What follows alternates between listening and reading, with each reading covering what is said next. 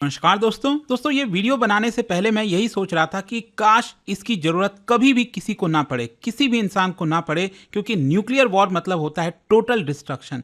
लेकिन प्रॉब्लम क्या है ना कि हमारा जो पड़ोसी देश है उसका नाम है पाकिस्तान। और पहली बार शायद आपको देखने को मिलेगा कि दो न्यूक्लियर पावर्ड कंट्रीज के बीच में इतनी बड़ी जंग चल रही है। कल रात भर जो भी कुछ हुआ, यहाँ पर ऐसा लगता है कि पाकिस्तान कोई भी स्टेप ले सकता है, किसी भी हद तक जा सकता है। और इसीलिए हमारे लिए जरूरी हो गया है जानना कि आखिरकार अगर न्यूक्लियर वॉर जैसी सिचुएशन हुई तो उस केस में आप अपने आप को कैसे सरवाइव कर सकते हो, क्या क्या स्टेप्स लेने चाहिए। मतलब जब न्यूक्लियर वेपन गिरा तब से लेकर 2 मिनट तक, उसके अगले 10 मिनट तक, फिर अगले यहाँ पर 20 मिनट तक, तो वो एक एक करके मैं आपको बताऊंगा। इनफैक्ट जब मैं इसके बारे में रिसर्च कर रहा था मुझे एक चीज पता चली कि 2019 में एक स्टडी किया गया था और इस स्टडी में यह बताया गया कि 2025 में भारत और पाकिस्तान के बीच में एक न्यूक्लियर जंग छिड़ सकती है। जी हाँ, ये 2019 का स्टडी था और उसमें वही चीज बताया जा रहा था कि पाकिस्तान कुछ ऐसी हरकत करेगा जो कि भारत बिल्कुल भी बर्दाश्त नहीं कर सकता और धीरे धीरे एस्केलेशन बढ़ेगा, जिसकी वजह से न्यूक्लियर वॉर जैसी सिचुएशन आ सकती है। और इसी की वजह से अगर आप देखोगे तो यहां पर बार बार how to survive a nuclear attack, इस तरह की चर्चा चल रही है। तो इसको थोड़ा सा डिटेल में समझने की आवश्यकता है। देखो, सबसे पहले तो मैं आपको बता दूं, दोनों देशों के पास जो न्यूक्लियर पावर है, अगर हम पाकिस्तान की बात करें तो उनके पास बाबर, शाहीन, गौरी जैसे मिसाइल्स हैं और इनकी जो सबसे बड़ी रेंज है वो है 2000 किलोमीटर तक की। तो यहां पर आप कह सकते हैं कंफर्टेबली कि पूरा का पूरा जो भारत है वो कवर हो जाता है। मतलब भारत के ऊपर न्यूक्लियर का खतरा है। जहां तक भारत का सवाल है तो देखो, हम काफी आगे हैं न्यूक्लियर रेंज में। अगर आप बात करोगे तो हमारे पास अग्नि 1 2 3 4 5 है, हमें 5 तक जाने की जरूरत भी नहीं है। यहां पर अग्नि 1 ही हमारे लिए काफी है और आप देख सकते हैं पूरा का पूरा पाकिस्तान जो है वो यहां पर कवर हो जाता है। तो न्यूक्लियर पावर के मामले में नो डाउट भारत कहीं आगे है, लेकिन न्यूक्लियर तो न्यूक्लियर होता है, अगर एक बार गिरा तो डिस्ट्रक्शन बहुत ज्यादा होता है। तो क्वेश्चन अब यहां पर यही आता है कि कैसे आपको रिएक्ट करना चाहिए, कैसे आप अपने आप को सर्वाइव कर पाएंगे। देखिए, जब हम बात करें कि द मूवमेंट ऑफ डिटोनेशन, मतलब पहले 2 मिनट में क्या कर सकते हैं, तो जैसे ही न्यूक्लियर वेपन गिरा, फॉर एग्जांपल जैसा कि आप ये दृश्य देख पा रहे हैं, देखो सिंपल सी थियरी है, जितना आप इसके नजदीक रहोगे यहां पर आपके सर्वाइवल के चांस उतने ही कम होते जाएंगे। मतलब जहां पर न्यूक्लियर बॉम्ब गिर रहा है उससे जितना ज्यादा आप दूर हैं वहां पर सर्वाइवल के चांसेस बढ़ जाते हैं। जाहिर सी बात है, जहां पर न्यूक्लियर बॉम्ब गिरा उससे हार्डली सिर्फ 100 मीटर आप दूर थे, तो मतलब आप बच ही नहीं सकते। It is not possible. यहां पर मैं उसकी बात कर ही नहीं रहा हूं। कोशिश यही है कि अगर आप जितना दूर हो उस केस में आप अपने आप को कैसे बचा सकते हैं। तो यहां पर होता क्या है ना कि जैसे ही न्यूक्लियर बॉम्ब एक्सप्लोड होता है वैसे ही इमीडिएट बेसिस पर बहुत मैसिव एनर्जी रिलीज होती है in the form of thermal radiation, heat के फॉर्म में, ब्लास्ट प्रेशर, इलेक्ट्रोमैग्नेटिक पल्स के फॉर्म में, आयोनाइजिंग रेडिएशन, जो रेडिएशन रिलीज होता है।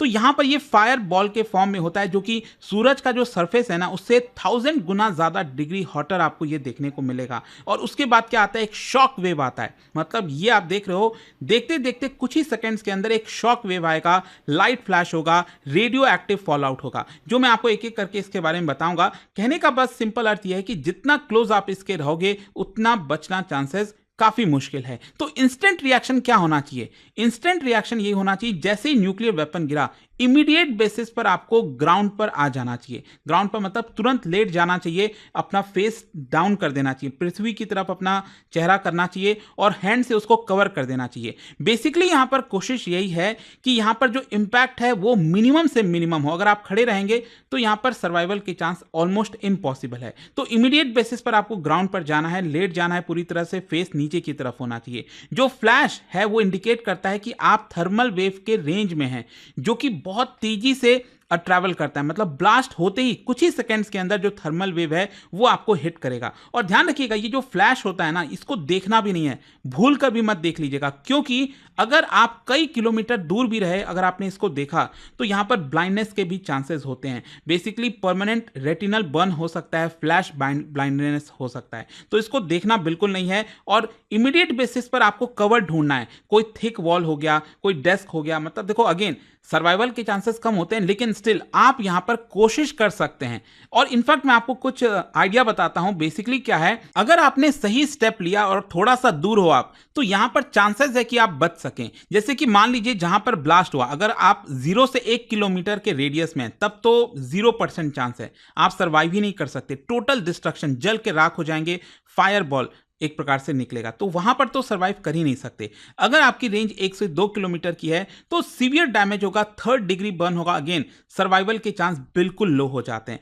2 से 5 किलोमीटर दूर है तो देखो यहां पर शायद, अगेन मैं यही कहूंगा, शायद आप सर्वाइव कर पाए, क्योंकि यहां पर क्या होता है ना कि जो 3rd डिग्री बर्न वगैरह है वो शायद कम हो उसका इंपैक्ट, लेकिन क्या होता है कि अगेन जो स्ट्रक्चरल डैमेज होता है, कोई भी चीज आपको हिट कर सकती है, कांच का टुकड़ा, कुछ भी, लकड़ी आके इतना तेजी से हिट करेगा कि आप उसी समय इमीडिएट स्पॉट डेथ हो सकती है। तो उसीलिए मैंने आपको बताया था कि जैसे ये हो तो पहले फेज में आपको क्या करना है, तुरंत कवर ढूंढने की कोशिश करनी है। और 5 से 10 किलोमीटर अगर आप दूर हो तो यहां पर शायद आप बच सकते हैं, अगेन शायद बच सकते हैं, क्योंकि यहां पर जो प्रेशर है वेव का वो डैमेज करेगा, लेकिन अगेन आपको अपने आप को प्रोटेक्ट करने की आवश्यकता है। अच्छा, कैसे आप प्रोटेक्ट कर सकते हैं? देखो अगेन यहां पर बोला यह जाता है ना कि अगेन जो मैंने आपको ग्राउंड की बात की, अपना हेड, बेसिकली आपको क्या है, अपना नेक और हेड ये दोनों बचा कर रखना है, क्योंकि ब्लास्ट होते ही कुछ ही सेकेंड्स के लेटर टॉर्नेडो जैसा विंड जाएगा, 500 किलोमीटर पर आवर की रफ्तार होगी, बिल्डिंग कोलैप्स होगी, फ्लाइंग शार्पनेल, बहुत ज्यादा शार्प जैसी चीजें जो हैं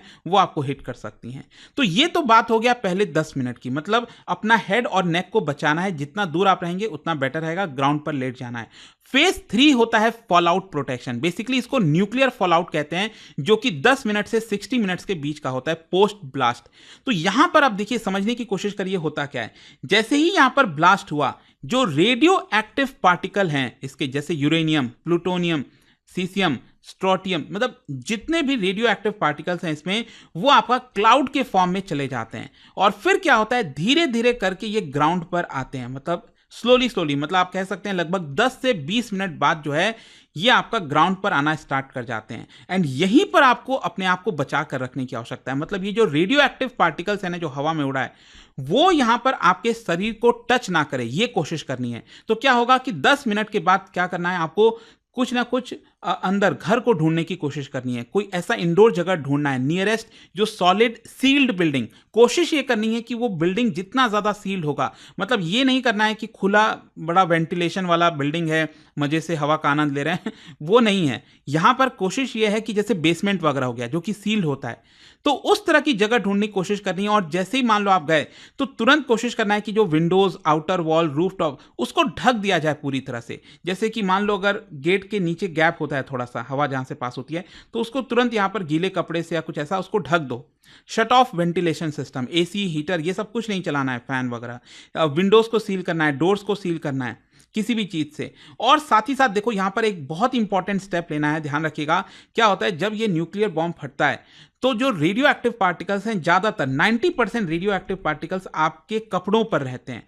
तो इमीडिएट बेसिस पर अपना जो कपड़ा है वो निकालकर बाहर फेंक देना है, ठीक है, उसको कैरी नहीं करना है। और इसके अलावा यहां पर क्या है कि आपके सर पर जो है, बाल पर बहुत सारे रेडियो एक्टिव पार्टिकल्स हो सकते हैं, तो उस केस में तुरंत नहाना है आपको। और जो सोप है, मतलब साबुन से नहाना है। और साथ ही साथ कंडीशनर का इस्तेमाल नहीं करना है, ये बिल्कुल भी गलती मत करिएगा, क्योंकि कंडीशनर अगर आप लगा लोगे तो ये रेडियो एक्टिव को पार्टिकल्स जो होते हैं उसको बाइंड करने का काम करता है और ज्यादा चिपक जाएगा, वो मत करना। साथ ही साथ जो अपना नाक है, ईयर्स है, उन सबको क्लीन कर लेना अच्छे से, नेल्स वगैरह को स्क्रब कर लेना। तो ये कुछ स्टेप्स आपको लेने हैं फेज 3 में। अब अगर हम बात करें फेज 4 की, मतलब 24 घंटे से 72 घंटे के बीच में, तो ये अगेन देखो क्या होता है ना, मैं आपको बता दूं, पहला जो 2 दिन है, पहला जो 48 आवर्स है, वो आपके लिए सबसे ज्यादा क्रूशियल होता है। यहां पर अगर आप सर्वाइव कर गए तो कहीं ना कहीं सर्वाइवल के चांस बढ़ जाते हैं। तो रेडिएशन क्योंकि यहां पर सबसे ज्यादा इंटेंस होता है पहले 2 दिन में, इसीलिए इंपॉर्टेंट है। मैं आपको बताता हूं, पहले 7 घंटे में जो रेडिएशन लेवल है वो इनिशियली जब बम फटा था ना, उस समय जो रेडिएशन लेवल था उसका 10% हो जाता है। फिर 42 दिन के बाद, 48 आवर्स के बाद, जो इनिशियली जितना रेडिएशन था उसका सिर्फ 1% रहता है। और 14 डेज के बाद ये गिरकर होता है 0.1%।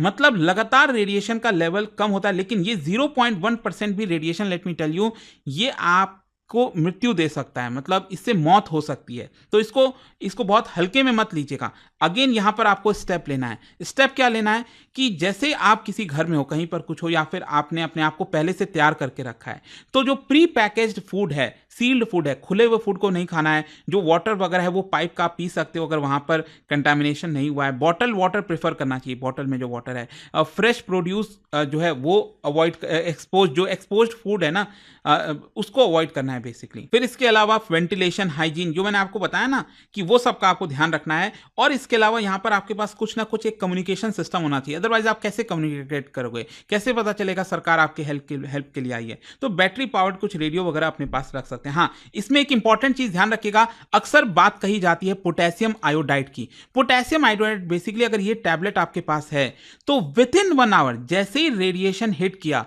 जैसे ही ब्लास्ट हुआ, अगर आप सर्वाइव कर गए तो 1 घंटे के अंदर अंदर, मतलब जितना जल्दी हो, ये पोटेशियम आयोडाइड ले लीजिए। इससे होगा क्या कि यहां पर जो रेडियो एक्टिव आयोडाइन है वो ब्लॉक हो जाएगा, वो आपके शरीर में एंटर नहीं करेगा। और साथ ही साथ यहां पर क्या है कि हाई एल्टीट्यूड रीजन में अगर न्यूक्लियर ब्लास्ट होता है तो इसकी वजह से इलेक्ट्रोमैग्नेटिक पल्स जो है वो ट्रिगर हो जाते हैं, जिसकी वजह से जो इलेक्ट्रॉनिक आइटम्स वगैरह हैं वो डिसेबल हो जाते हैं, आप इस्तेमाल नहीं कर पाओगे। तो अगेन यहां पर आपको पहले से कुछ ना कुछ जुगाड़ करके रखना होगा, जो इलेक्ट्रॉनिक्स वगैरह हैं मेटल बॉक्स के अंदर या कुछ भी, मतलब वो डिस्ट्रॉय ना हो। अच्छा, यहां पर जहां तक सवाल है कि अगर मान लो किसी को अपने आप को प्रिपेयर करके रखना है, अगर मान लो इंडिया पाकिस्तान का वॉर बहुत ज़्यादा तेजी से एकदम आगे बढ़ जाता है और ऐसा लगता है कि पाकिस्तान कभी भी न्यूक्लियर वॉर डिक्लेयर कर सकता है, तो सर्वाइवल किट क्या हो सकता है, ये कुछ आप देख सकते हैं टेबल है। जैसे कि रेडिएशन प्रोटेक्शन के लिए मैंने आपको बताया पोटेशियम वाला टैबलेट हो गया, N95 मास्क, ग्लव्स, ये सब रखिए। फूड वाटर वगैरह ये आपको एटलीस्ट कम से कम 3 दिन का अपने पास रहना चाहिए। कम्युनिकेशन सिस्टम के लिए आपके पास रहना चाहिए कुछ light power, flash light, battery, solar charger. इसके अलावा मेडिकल जो है फर्स्ट एड किट, इस तरह के मेडिकेशंस होने चाहिए। सैनिटेशंस वगैरह के लिए डॉक्यूमेंटेशन होना चाहिए ताकि एटलीस्ट आप आइडेंटिफाई कर सको। तो आई होप दोस्तों यहाँ पर एटलीस्ट इस वीडियो के माध्यम से आपको समझ में आया होगा कि देखो मामला काफ़ी गंभीर होता जा रहा है, एंड इसीलिए मुझे लगा कि यहाँ पर एक ऐसा वीडियो होना चाहिए। शायद, मतलब मैं अगेन यही कहूँगा कि इसकी ज़रूरत ना पड़े, थैंकफुली ना पड़े, कभी नहीं होना चाहिए, किसी इंसान को नहीं होना चाहिए। लेकिन जैसा मैंने बोला कि जो हमारा पड़ोसी है वो है पाकिस्तान, तो हमें पहले से प्रिपेयर होना पड़ेगा। तो ये चीज़ ध्यान में रखना है आपको। और जाने से पहले एक इंटरेस्टिंग क्वेश्चन आप सभी के लिए, क्या बता सकते हो इनमें से कौन सा statement related to comprehensive nuclear test ban treaty, कौन सा करेक्ट